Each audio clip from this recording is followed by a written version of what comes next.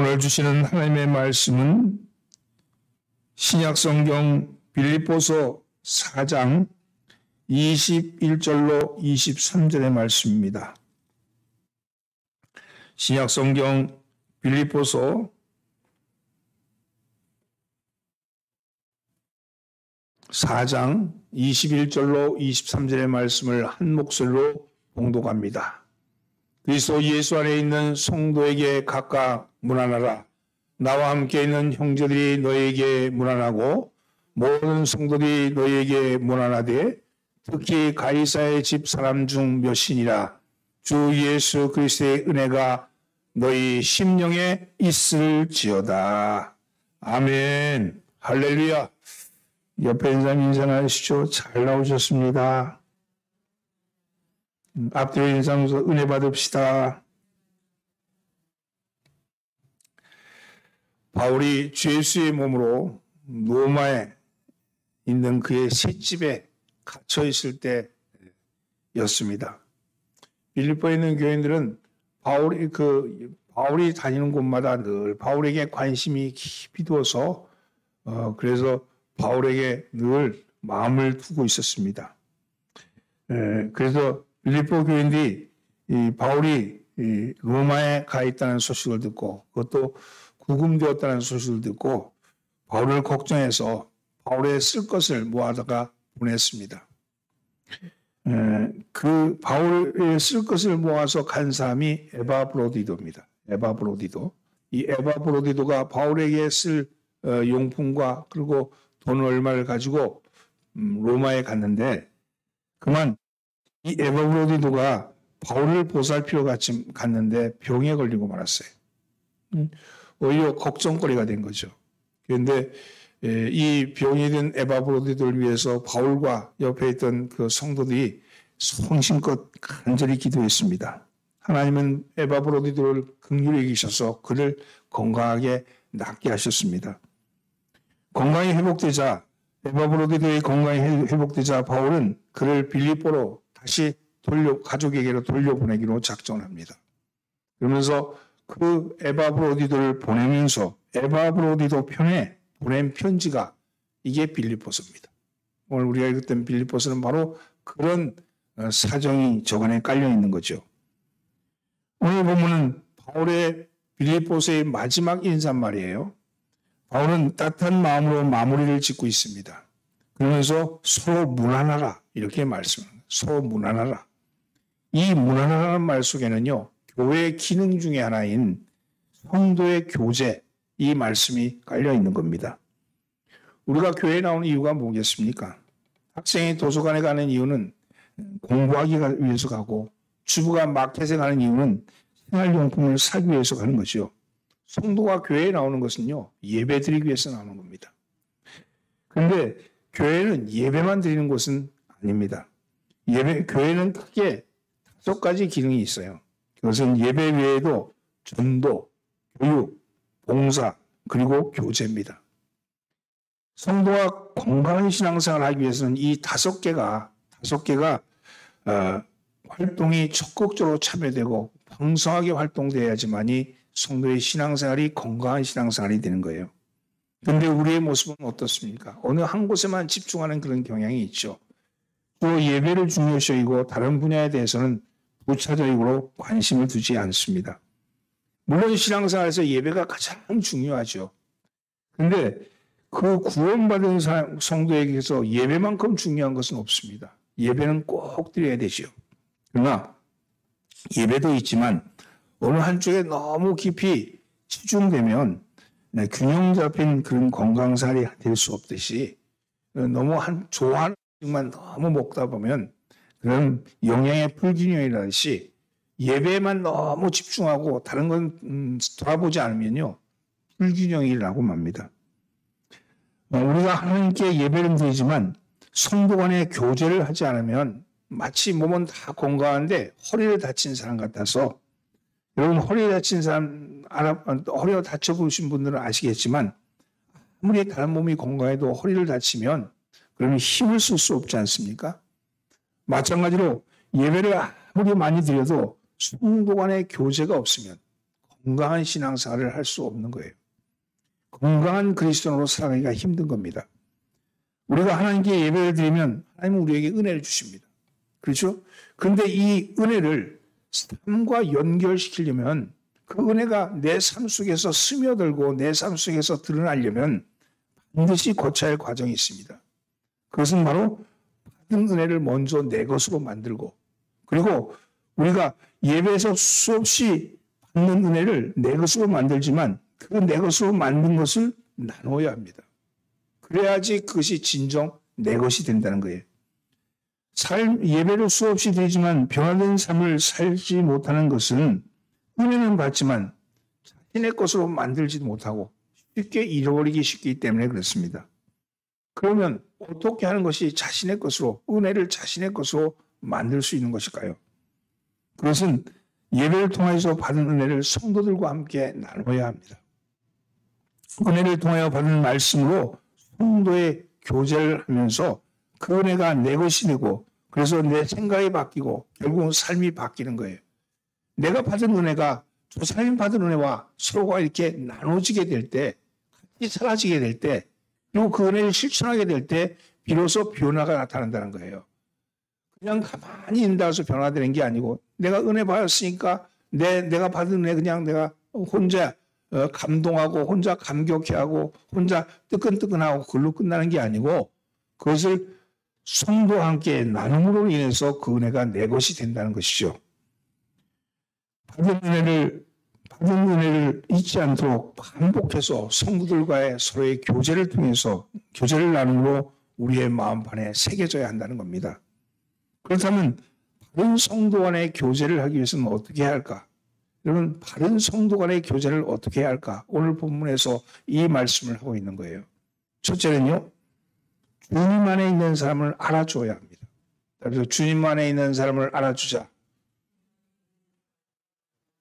21절과 22절 말씀 함께 봉독합니다. 그리스도 예수 안에 있는 성도들에게 각각 문안하라. 나와 함께 있는 형제들이 너에게 문안하고 모든 성도들에게 너에게 문안하되 특히 가이사의 집 사람 중 몇이니라. 그리스도 안에 있는 성도들에게 문안하라, 이렇게 얘기합니다. 성도가 누굽니까? 성도는요, 그리스도 예수 안에 있는 사람을 가리키는 겁니다.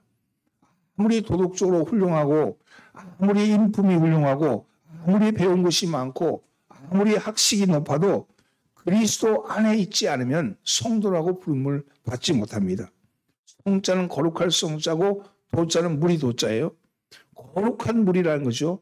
그런데 아무리 뛰어나고 아무리 탁월해도 그것이 그리스도 안에 있지 않으면 성도라고 부르지 않는다는 겁니다.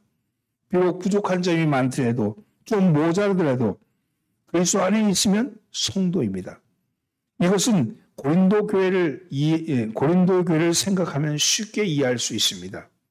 고린도 교회는 문제가 많은 교회였죠. 그곳 사람들은 윤리적으로도 좀 문제가 있었어요. 흠이 있었어요. 그러나 고린도전서 1장 2절에 보면 고린도에 있는 하나님의 교회, 곧 그리스도 예수 안에서 거룩하여지고 성도로 부름을 받은 자들과, 이렇게 말씀하죠. 여러분은 그리스도 안에 있는 사람을 성도라고 그렇게 부르는 겁니다. 그러니까 성도라는 것은 섣불리 남달리 뛰어난 믿음을 가진 사람을 일컫는 말이 아니에요. 믿음이 좋으니까 성도고 믿음이 좋지 않으니까 성도가 아니고, 그게 아니고요. 남에게 본이 될 만큼 성결한 삶을 살았다고 해서 성도가 되는 것도 아닙니다. 성도라는 것은 그리스도 안에 있는 사람들을 지칭하는 말이에요. 바울은 성도를 헬라어로는 하기오스라고 그렇게 불렀습니다. 이것은 구약에서 하나님의 선민 이스라엘을 향해서 하나님이 택한 이스라엘을 향해서 부를 때 그네들은 카도시라고 불렀어요. 카도시. 이것은 구분된 자, 성별된 자, 거룩한 자라는 뜻입니다. 여기 이스라엘 백성들이 특별히 대단히 도덕적이거나 혹은 학식이 높거나 혹은 힘이 강하거나 그래서 선민이 된 게 아니에요. 하나님이 택하셨으니까, 이스라엘 백성이니까 선민이 된 겁니다. 그죠? 그런데 성도는 예수 그리스도 안에 있으면 그는 다 성도입니다. 카도시가 히브리어로 카도시가 거룩하고 구분된 것 같이 신약에서 예수 그리스도 안에 있는 사람이 하기오스, 거룩한 백성이라는 거예요. 우리는 그래서 거룩한 백성이라는 겁니다. 중요한 것은 그리스도 예수 안에 있느냐 없느냐, 이것이 중요한 것이라는 것이죠. 그리스도 안에 있는 성도는, 그리스도 안에 속한 성도는 서로의 사정을 알아주고 도와줘야 합니다.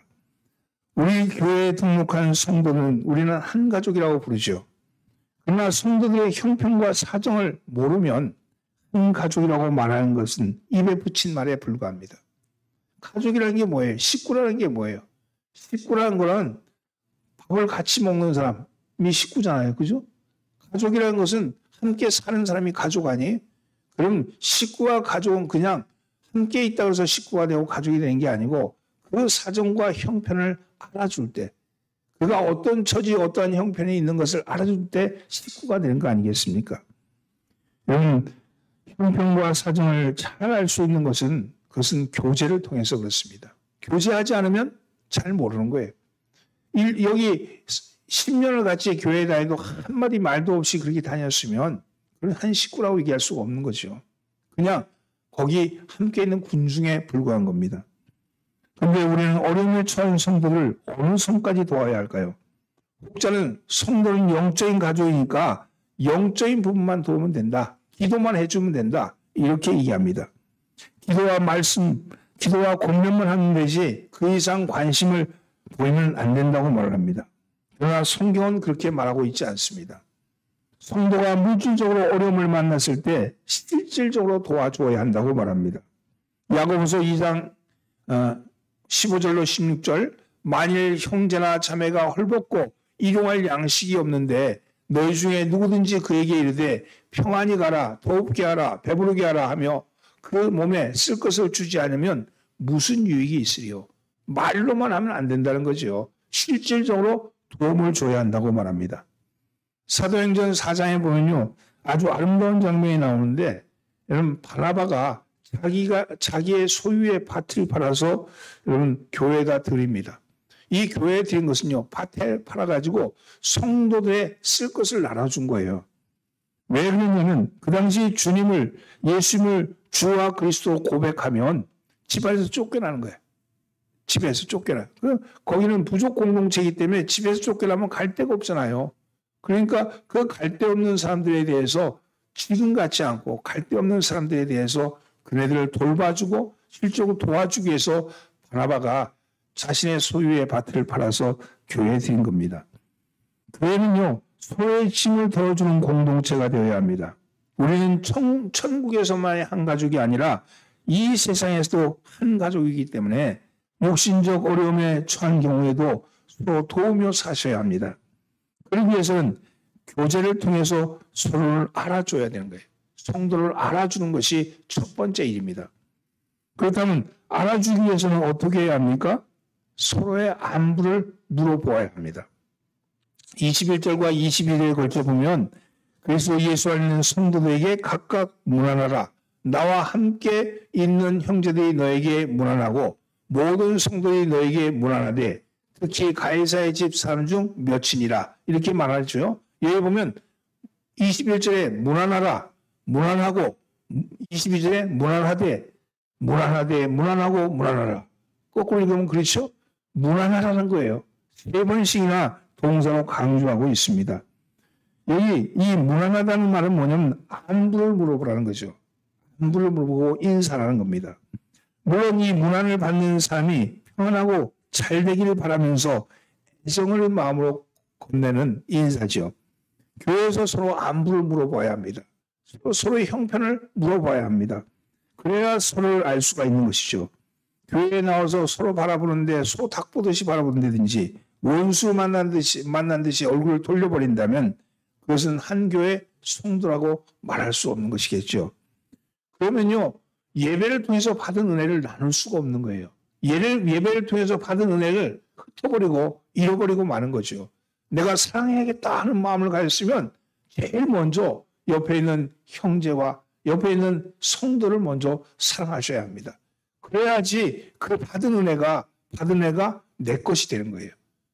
받은 내가 내 것이 되는 겁니다. 오늘 내가 말씀을 들으면서 그래 내가 정말 다른 사람에게 따뜻하게 살아야지, 따뜻하게 대해야지, 하나님의 은혜를 나눠야지, 그렇게 마음을 먹었다면 그 마음을 먼저 함께하는 성도들에게 먼저 나누라고 말씀합니다. 사실 교회는요, 별의별 사람이 다 모이는 거예요. 학력과 성격과 연령과 인격과 성장 배경이 다 다릅니다. 교회만큼 다양한 사람들이 모이는 곳이 없습니다. 그렇기 때문에 이렇게 다양한 사람들이 모여서 함께 동일한 목적을 향해서 나간다는 것은 결코 쉬운 일이 아닙니다. 교회에서 그러잖아요. 어떤 사람은 우리 목사님 말씀이 너무 빨라. 어떤 사람은 너무 느려. 그렇게 얘기할 수도 있고, 그렇게 어떤 사람은 이렇게 가자, 어떤 사람은 저렇게 가자. 100이면 100사람 다 자기 생각이 있으니까 그렇게 얘기하잖아요. 그래서 제가 얘기합니다. 100사람 얘기를 다 듣는 목사보다는 한 사람 말을 잘 듣는 100사람이 훨씬 더 교회가 잘 된다고 그래요. 그럼 교회는 그런 거죠. 목표가 분명하지 않습니까? 하나님 나라를 향한 목표가 분명한데, 그런데 그 하나님 나라를 가는 방법은 다 다르다는 겁니다. 그러다 보니까 서로가 말에 상처를 주기도 하고 말에 상처를 받기도 합니다. 여기서 우리가 한 가지 분명히 알아야 될 일이 있는데, 우리가 상처를 받는 순간에 분노하고 다투기도 하지만 그 문제를 가지고 하나님께 기도하는 과정에서 잘못을 깨닫고 또 설교를 듣고 묵상하는 과정 속에서 자신을 도와볼 수도 있다는 겁니다. 상처를 받는데 그 상처받은 걸 가지고 그걸 마음속에 품고 있지 말고 그 상처를 통해서 하나님이 나에게 무엇을 말씀하시는가, 형제로부터 받은 상처가 있다면 자기를 곰곰이 돌아보는 계기를 갖는다면 그것이 오히려 우리의 성품을 새롭게 만드는 계기가 된다고 합니다. 하나님께서는 성도의 교제를 통해서 우리의 모난 성품들을 두루뭉실하게 만드십니다. 교회 생활을 하다 보면 하도 많이 부딪혀서 마치 세상을 통달한 것처럼 성격이 완만해지는 경우가 많이 있습니다. 이런 현상은 우리 가정에서 쉽게 볼 수 있죠. 여러분 자식을 키워서 잘 아시겠지만 하나 키운 자식보다는요, 많은 자식 틈에서 자란 자식들이 성품이 훨씬 좋습니다. 여러분 혼자서 자란 아이는 자기만 알고 다른 사람을 배려할 줄 모르지만 여러 형제 가운데 자란 아이는 부딪히는 과정 속에서 자기 이기심이 깨지고 협동심이 길러지고 다른 사람들을 배려하는 배려의 마음이 생기기 시작한다는 거예요. 사회생활은 어디서부터 시작해야 되냐? 형제 간의 관계에서 시작해야 되는 거예요. 형제가 많으면 그건 분명히 서열도 있고요. 그 안에서 나름대로 그 불만도 있고 불평도 있지만 그것이 잘 마무리되어져서 가는 모습을 볼 수 있습니다. 마찬가지로 이러저러한 성도들과 교제를 하면서 때로는 상처를 받고 시험에 들기도 하지만 연단을 받으면서 점점 주님을 닮아져 간다는 거예요. 그런데 이런 일이 싫다고 성도의 교제를 하지 않으면 어떻게 되겠습니까? 서로 부딪힘이 없기 때문에 잠시 동안은 편할지 모릅니다. 그러나 그리스도의 성품을 닮아가는 진짜 복을 받을 수가 없는 거예요. 우리가 그리스도를 본받자 그러잖아요. 그리스도의 성품을 닮아가자 그러잖아요. 그 성품을 닮아가는 그 복은 이룰 수 없다는 겁니다. 신앙생활은 잠시 사는 이 세상에서 편하게 지내기 위해서 하는 것이 아닙니다. 천성을 바라보며 주님의 성품을 닮아가기 위해서 몸부림치는 것이 바로 신앙생활이기 때문입니다. 혹자는 교회 내부를 알면 시험에 들 일이 많기 때문에 교회에 깊숙이 들어가면 안 된다고 말합니다. 그러나 그것은 마귀의 거짓에 속고 있는 겁니다. 우리는 교제를 위해서 상처를 받고 아픔을 당할지라도 그 과정을 통해서 주님을 닮아가는 복을 받기 때문에 교회에 깊숙이 들어와서 신앙생활을 해야 되는 거죠. 그래야지 내 모난 성격이 다듬어지고 내 세속적인 생각이 바뀌고 내가 내 삶이 하나님의 삶에 점점 다가가는 맞는 삶이 되어가는 것입니다. 그러나 교제의 과정에서 겪게 되는 상처와 아픔을 견딘다는 것은 결코 쉬운 일은 아닙니다. 그래서 때로 그것을 이기지 못하고 시험에 들어서 교회를 등지는 경우가 비일비재합니다. 주로 교회를 떠나는 경우는요, 목사님 때문에 떠난 것보다 성도 간의 교제에 문제가 생겨서 떠나는 경우가 많이 있어요. 말씀은 좋은데 걔가 싫어. 말씀은 좋은데 그 집사가 싫어. 권사가 싫어. 이러면서 교회를 등지는 경우가 많죠. 그러나 그런 성도는요, 결국 어디에 가서도 그것이 걸리는 거예요. 어느 교회도 그 집사, 그 권사가 있어요. 어느 교회도. 그래서 결국은 이게 부평초가 되고 말고 나중에는 가나안 교인이 되고 마는 겁니다. 여러분, 우리가 신앙생활을 할 때는요, 오래 참는 훈련을 배워야 돼요. 사랑과의 관계에서도 그러합니다. 어미의 뱃속에서 생명이 세상의 빛을 보기 위해서는 10개월을 기다려야 하듯이 믿은 성도가 그리스도의 장성한 분량에 이르기 위해서는 충분한 시간이 필요하고 인내가 필요합니다. 우리가 길을 가다가 공사 중이면 어떻게 합니까? 돌아가든지 아니면 공사가 마칠 때까지 기다려야 되겠죠. 우리는 다 공사 중에 있는 거예요. 우리는 다 공사 중에 있는 겁니다. 그래서 서로 주님을 온전히 닮아가는 데까지 참고 기다려야 하는 겁니다. 고린도 교회가 은사가 많은 교회인데 은사의 문제로 인해서 오히려 갈등을 겪고 있을 때 바울은 어떻게 하라고 권면하고 있습니까? 사랑하라고. 그래서 고린도전서 13장 사랑장이잖아요. 그 사랑하라고 말할 때 사랑의 속성에 제일 먼저 나오는 말이 뭐예요? 사랑은 참고. 사랑은 인내하는 거예요. 사랑은 오래 참으라는 겁니다. 그렇습니다. 교제 과정에서 일어나는 상처와 갈등을 해결하기 위해서는 오래 참는 것 외에는 다른 방법이 없습니다. 오래 참다 보면 상대방을 이해하게 되고 용납할 수 있는 것이죠. 그런데 어떻게 오래 참을 수 있습니까? 입을 다물고 아무것도 하지 않고 아무 말도 하지 않고 가만히 그렇게 참으란 말입니까? 아니면 벅차오르는 감정을 누르고 있으란 말입니까? 만일 그렇게 하고 있으면요, 속이 터져가지고 그래서 골마 터지고 온몸이 만신창이가 될 겁니다. 그럼 어떻게 오래 참아야 할까요? 신실하신 하나님께서 변화시킬 줄 믿고, 여러분, 저 사람을 바꿔주실 걸 믿고, 나를 바꾸실 걸 믿고, 그렇게 오래 참는 겁니다. 주님만이 바꾸실 수 있습니다. 주님만이 내가 누군가를 충고해서 바꿀 수 있다고 생각하면 오해예요. 많은 사람이요, 상처받는 이유가 뭐냐면, 내가 이렇게 얘기했는데 제가 안 들었어. 쟤는 왜 나한테 이러이러한 얘기를 계속하는 거야? 이렇게 생각하는 거예요. 참견하거나 참견받는 것 때문에 상처를 받는 거죠. 그런데요, 여러분, 이건 분명히 기억하세요.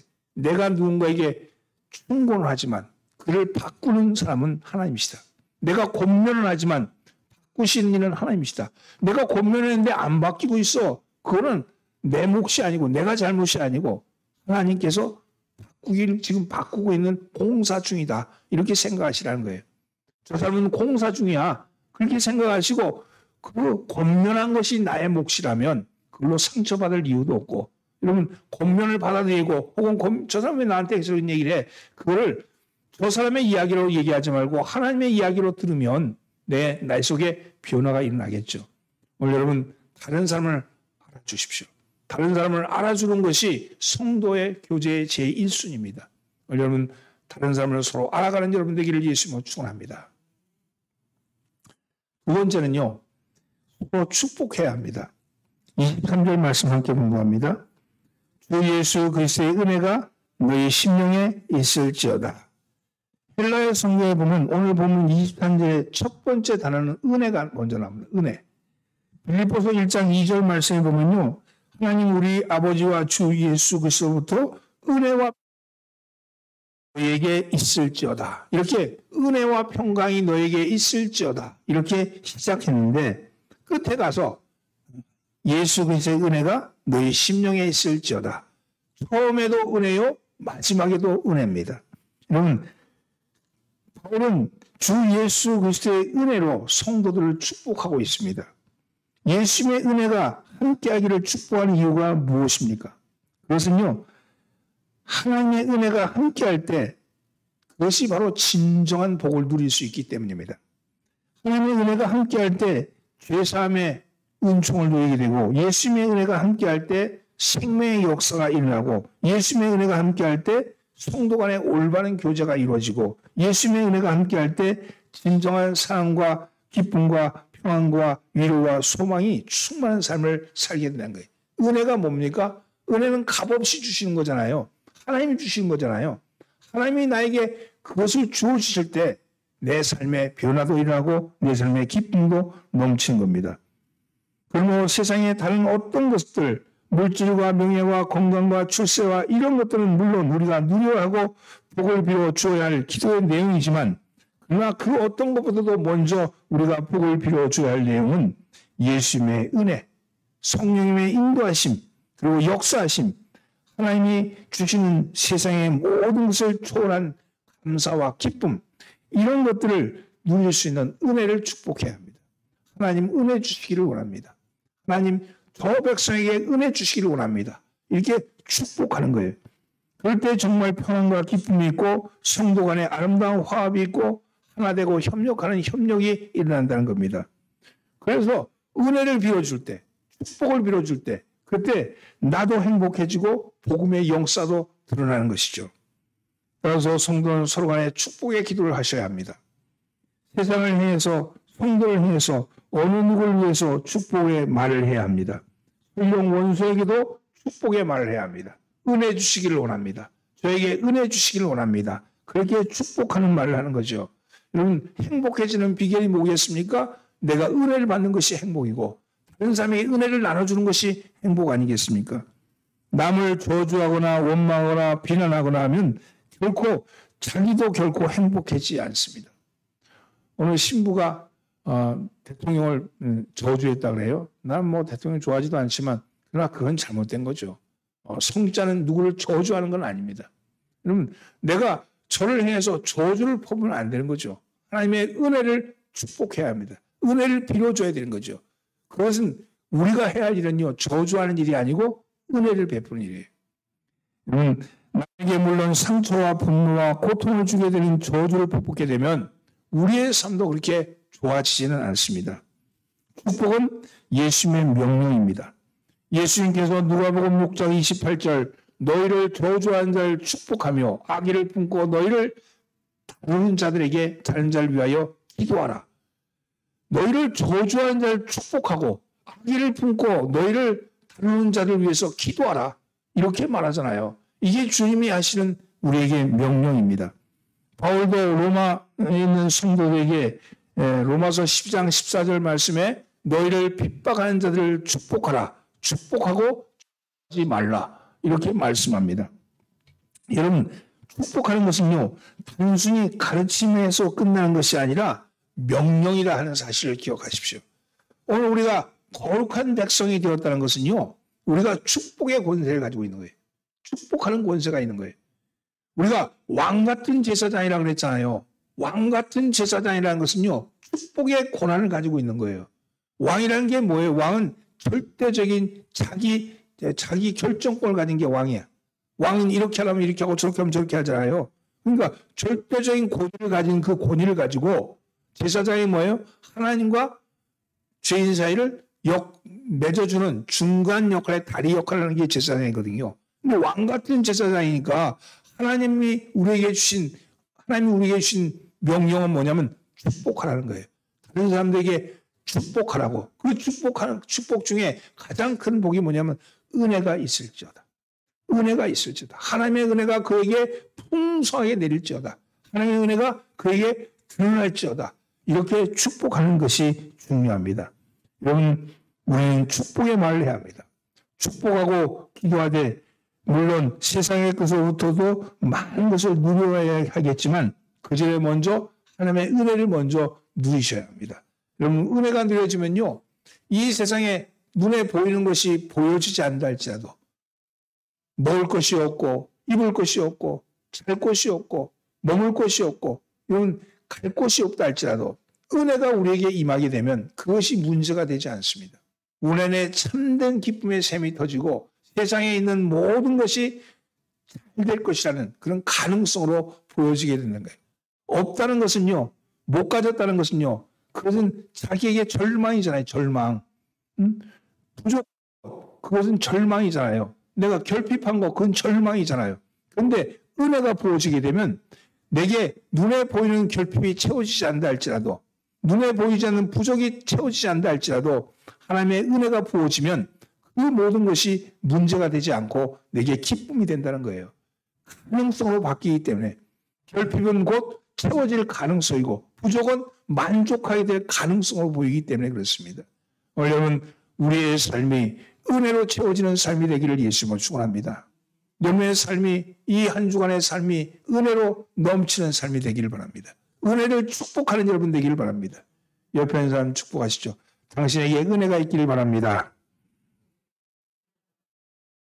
말씀을 정리합니다. 자동차에는요 속도를 제어하는 변속 장치라는 게 있어요. 1단, 2단, 3단 혹은 후진 이걸 변속, 속도를 변하게 하는 걸 변속 장치라고 그러죠. 지금은 거의 다가 자동 기어를 사용하고 있기 때문에 그렇지 않지만 옛날 수동 기어를 쓸 때 그러니까 이게 막대기 같이 달린 거 있잖아요. 그걸 가지고 변속 클러치를 누르고 이렇게 클러치 페달을 밟고 이렇게 변속 기어를 넣을 때 말입니다. 이 운전석 옆에 막대기처럼 달린 것이 바로 그것이 속도를 조정하기 위한 스틱이에요. 근데 변속 장치는요, 이 변속 장치는 이 바퀴와 연결하는 부분이 있어요. 이 변속을 하면 이 바퀴와 연결하는 부분을 디스크라고 불러요. 옛날에는 그걸 산발이라고 불렀어. 근데 그 디스크인데 이 디스크가 이렇게 탁 붙어서 이렇게 탁 돌아가 맞물려야지만이 이게 바퀴에게서 변속 장치에서 1단 그러면 바퀴의 1단으로 이렇게 전달이 되는 거죠. 그런데 운전에 미숙한 사람은 이 클러치를 완전히 밟지 않고 반 클러치를 밟아가지고 이렇게 페달을 밟다 보니까 변속 장치가 마모가 되는 경우가 생겨요. 그래서 반 클러치인데 디스크가 마모가 되면 그럼 엑셀레터를 아무리 세게 밟아도 바퀴 쪽으로 동력이 전달되지 않기 때문에 소리만 요란하게 날 뿐 자동차가 제속도를 내지 못합니다. 이런 얘기를 왜 하느냐? 성도와의 교제는 마치 변속 장치와 바퀴를 연결하는 디스크와 같은 거예요. 그래서 이 디스크가 잘 그래야지 이게 우리의 신앙생활이 원활해진다는 거예요. 아무리 페달을 밟아도 디스크가 문제가 있으면 동력이 전달되지 않아서 바퀴가 굴러갈 수 없듯이 아무리 예배를 통해서 은혜를 많이 받는다 할지라도 성도 간의 교제가 없으면 믿음의 삶에 연결시킬 수 없어서 참된 그리스도의 모습을 보여주기가 어렵다는 거예요. 받은 은혜가 내 삶 속에서 내가 사랑하라고 했으면 누굴 먼저 사랑해야 돼요? 옆에 있는 형제, 이웃부터 사랑해야 되는 거예요. 안 보이는 저기 가서 내가 사랑해야지. 내가 이번 주 내가 회사에 나가서 누굴 사랑해야지. 그것도 물론 사랑해야 되지만 그 이전에 여기 있는 사람, 옆에 있는 사람, 가족, 형제 거기부터 시작을 해야 된다는 거예요. 그래야지만이 그 받은 은혜가 내 삶 속에서 실천되어지고 드러나게 되는 거죠. 그래서 바울은 빌립보 교인들에게 보이는 편지의 마무리를 하면서 그래서 여러 가지 이야기를 하지만 맨 마지막에 하는 말이 성도의 교제에 힘쓰라 이렇게 말씀하는 겁니다. 성도의 아름다운 교제를 위해서는 두 가지가 필요하다 그랬어요. 하나는 바로 주님 안에서 서로 알아주는 거예요. 내가 주 안에서 서로 알아주는 거예요. 저 사람이 아무리 저렇게 무식한 말을 한다 할지라도 저 사람이 아무리 저렇게 속상하게 막 이렇게 날카로운 말을 한다 할지라도 그도 그 안에도 성령님이 계시지. 그 안에도 성령님이 계시지. 저분 안에도 성전이지. 저분 안에 계신 성령님도 내가 믿는 성령님과 같은 분이지. 이 생각이 먼저 있어야 된다는 거예요. 이게 있어야지만이 저가 내 형제인 걸 안다는 거예요. 우리가 저기 아무리 되기 싫어도 한 부모 밑에 나면 한 핏줄이잖아요. 옆에 있는 사람이 아무리 똑똑해도 나와 피가 통하지 않으면 한 혈육이라 그러지 않잖아요. 아무리 못나도 내 혈육이 중요한 것 같이 오늘은 성령이 그 안에 계심을 기억하고 저가 아무리 엉뚱한 소리를 한다 할지라도 저 안에도 성령님 계신 것을 기억하는 제일 먼저 그것이 중요하고요. 두 번째는요. 축복해야 합니다. 서로 축복해줘야 합니다. 여러분들이 비는 복은요. 하나님께서 꼭 이루십니다. 여러분이 비는 복은 그가 못 받을 뿐이지 하나님이 꼭 부어주신다는 거예요. 그가 못 받는 건 그의 책임이지 여러분의 책임은 아니잖아요. 여러분 입으로라도 복을 빌어주십시오. 저 누군가 여러분들을 괴롭히면 그 사람을 괴롭히는 사람에 대해서 복을 빌어줘. 저놈의 새끼 이렇게 얘기하지만 저분 잘 되길 바란다고. 오히려 복을 빌어주는 여러분 되시면 그러면요 여러분의 마음도 편안해지고 여러분의 생각도 바뀌게 될 줄 믿습니다. 오늘도 여러분 이 한 주간은 성도의 교제를 나누는 그래서 전화라도 한 통화 해주고 힘을 주는 그런 한 주간 되기를 예수님으로 축원합니다. 기도합니다. 하나님 그리스도 안에 한 형제된 우리들이 서로 기쁨을 서로 나눌 수 있게 하여 주시고 받은 은혜를 서로 나눌 수 있게 하여 주시사 우리의 삶이 그리스도를 본받는 삶이 되게 하여 주옵소서. 안간 교제를 위해서 주님 안에서 서로 알아주고 도와주게 하여 주옵시고 서로를 축복하게 하여 주시옵소서. 우리를 구원하신 예수님의 이름으로 기도드리옵나이다. 아멘.